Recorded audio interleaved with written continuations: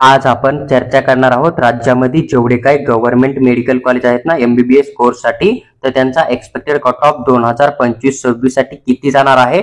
म्हणजेच तुमचा SMA list मध्ये जो कॅटेगरी रँक आहे ना, तर तो तुमच्या कॅटेगरी मधून किती असेल तर तुम्हाला 100% जे आहे ते राज्यामध्ये एक government medical college MBBS course साठी अलॉटमेंट होऊ शकतं।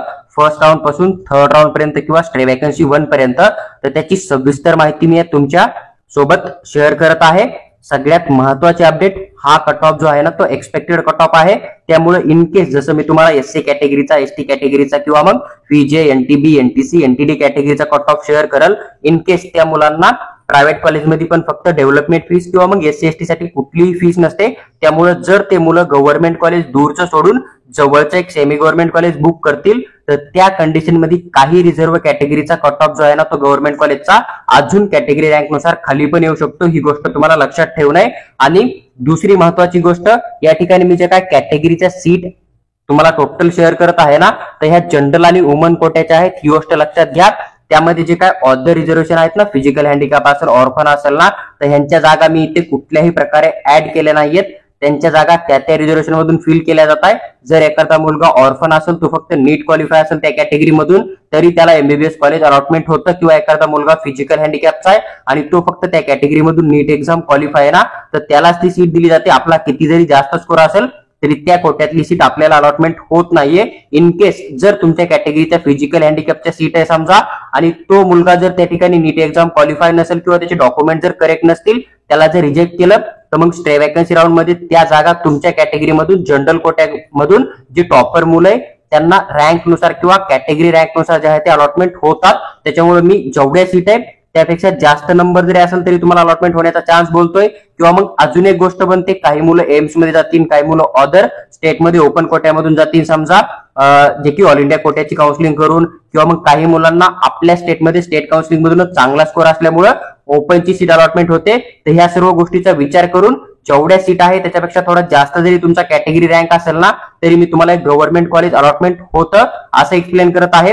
पण दुसरी गोष्ट महत्वाची अशी की तुम्हाला हा कट ऑफ जो आहे ना तो एक्सपेक्टेड कट ऑफ घेऊन चलणे।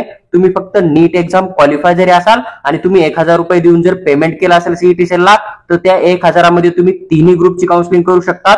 जरी तुम्हाला वाटतं की मला एमबीबीएस मिळणार नाहीये, तरी पण तुम्ही चॉईस फिलिंग मध्ये जेवढे काय 41 एमबीबीएस चे गव्हर्नमेंट कॉलेज आहेत तेवढे टाकून ट्राय करू शकता 4th राऊंड पर्यंत, जेणेकरून की जर कट ऑफ बाय चान्स कमी आला तुम्हाला ठिकाणी सीट अलॉटमेंट होऊन जाईल। सर्वात अगोदर जर आपण एससी कॅटेगरीचा विचार केला आणि आपण जर टोटल जागा बघितल्या, जवळपास 601 जागा आहे टोटल। परत सांगतोय, ऑदर रिझर्वेशन जे राहतं ना, तर त्याच्या सीट मी या ठिकाणी ऍड केल्या नाहीये। आणि आपण जो एक्सपेक्टेड कट ऑफ घेऊन चालतोय तो 639 कॅटेगरी रँक पर्यंत तुम्हाला अलॉटमेंट होऊन जाईल। आता कॅटेगरी रँक कुठं भेटल, तर काल जी एसएमए लिस्ट आली ना, त्या एसएमए लिस्ट मध्ये तुम्हाला तुमचं नाव बघायचंय।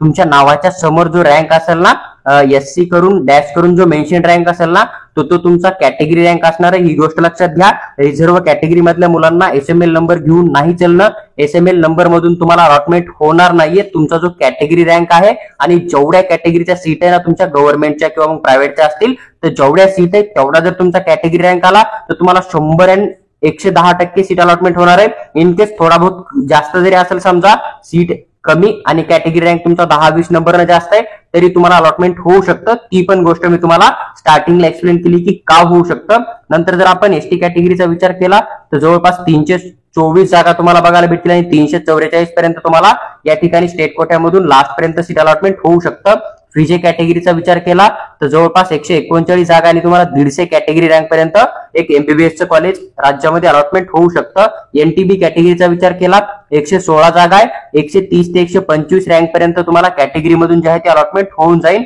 एनटीसीचा जर आपण विचार केला तर या ठिकाणी जवळपास 161 जागा आहे, 175 ते 180 जर तुमचा कॅटेगरी रँक असेल तर तुम्हाला या ठिकाणी कोणतं ना कोणतं गव्हर्नमेंट कॉलेज अलॉटमेंट होऊ शकतं। एनटीडी कॅटेगरीचा विचार केला तर 92 जागा आहे टोटल, 110 ते 100 जर तुमचा रँक असेल एनटीडी मधून तर तुम्हाला या ठिकाणी कोणतं ना कोणतं एमबीबीएसचं गव्हर्नमेंट कॉलेज अलॉटमेंट होण्याचा चान्स लागू शकतो। मी परत सांगतोय, या ज्या रिझर्व्ह कॅटेगरी आहेत ना त्यांना प्रायव्हेट किंवा सेमी गव्हर्नमेंट कॉलेजमध्ये फक्त डेव्हलपमेंट फीस किंवा एससी एसटी कॅटेगरीच्या विद्यार्थ्यांना फक्त बाकीची फीस आणि हॉस्टेल मेसच पेमेंट करावं लागतं।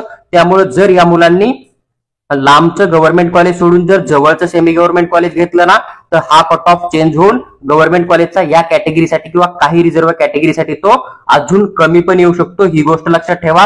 नंतर जर आपण ओबीसी कॅटेगरीचा विचार केला तर 879 जागा आहे आणि तुम्हाला जे अलॉटमेंट होऊ शकतं ते जवळपास 935 ते 950 एवढा जर तुमचा कॅटेगरी रँक येत असेल ओबीसी मधून तर तुम्हाला एक सीट अलॉटमेंट होण्याचा चान्स लागू शकतो. त्यानंतर जर आपण एसीबीसीचा विचार केला तर 463 जागा आहेत. 491 ते 500 पर्यंत जर तुमचा रँक येत असेल कॅटेगरी रँक एसीबीसी मधून तर तुम्हाला या ठिकाणी अलॉटमेंट होऊ शकतं. ईडब्ल्यूएसचा जर आपण विचार केला तर 462 जागा आहे टोटल आणि या ठिकाणी तुम्हाला जे अलॉटमेंट होणार आहे तर जवळपास 492 ते 500 कॅटेगरी रँक मधून तुम्हाला ईडब्ल्यूएस मधून या ठिकाणी सीट अलॉटमेंट होण्याचा चान्स लागू शकतो. ओपनचा जर आपण विचार केला तर जवळपास 1184 तुम्हाला जागा बघायला भेटतील आणि या ठिकाणी तुम्हाला जे काय एसएमएल नंबर आहे ना त्यानुसार अलॉटमेंट होणार आहे. आम्ही इथे एसएमएल नंबर ऍड करायचे विसरलो आहोत. तुम्ही एक वेळेस जी एसएमएल लिस्ट आहे ना तर तिथं जे विद्यार्थी दिसतील तुम्हाला ज्यांच्या नावासमोर की कुठलीही कॅटेगरी मेन्शन नाही ना तर तेवढे विद्यार्थी तुम्हाला 1200 नंबर पर्यंत कॅल्क्युलेट करणे. मग तिथं जेवढा एसएमएल नंबर क्लोज होईल ना तर त्या एसएमएल नंबर पर्यंत तुम्हाला या ठिकाणी 100% अलॉटमेंट होण्याचा चान्स लागून जाईल.